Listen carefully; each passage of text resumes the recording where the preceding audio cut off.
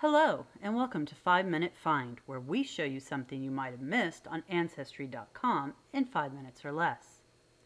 Many of us have ancestors who were recorded as farmers on the censuses. But what did they farm? Exactly how did they make their money? Today, we're going to delve into agricultural schedules and learn more about what our farmer ancestors did. First, you need to find the agricultural schedules. They're listed as non-population schedules, and you can find them via the card catalog by typing in non-population. This will lead you to the collection page. If you scroll down on the page, you'll learn more about the actual schedules. They include agricultural and industrial. This will also list the states that are available, so you can see if you can find your ancestors. Let's say you were looking for Edward Pettyjohn. You'll notice he's on the second page here in the first line. The column headings here are a little bit hard to read, so we're going to need to help deciphering those. But you'll also notice that there's a second page. Whenever you look at images, make sure you check and see if there's not an extra page after the page you find your ancestor on. I look, and indeed there is a second page with more data for Edward. But what do those columns say? They are so hard to read.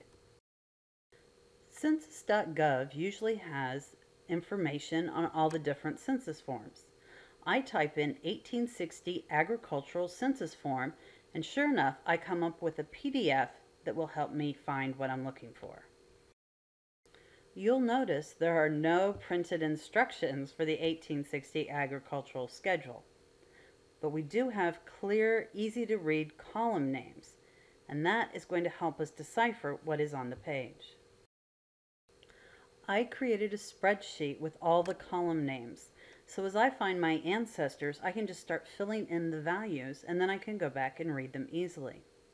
You'll notice that Edward was growing wheat, Indian corn, and tobacco.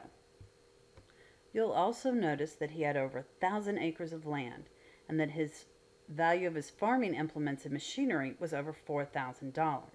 It appears that Edward was a farmer of some wealth. Also go back and look at the page and compare your ancestor to other farmers on the page and in that county. See if he owns more or less land. See if he farmed the same kind of things. This will tell you where he fit in that county.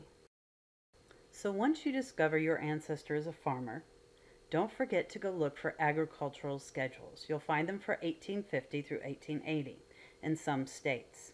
And just because you think your ancestor was a city dweller or isn't listed as a farmer doesn't mean they don't show up on that particular schedule.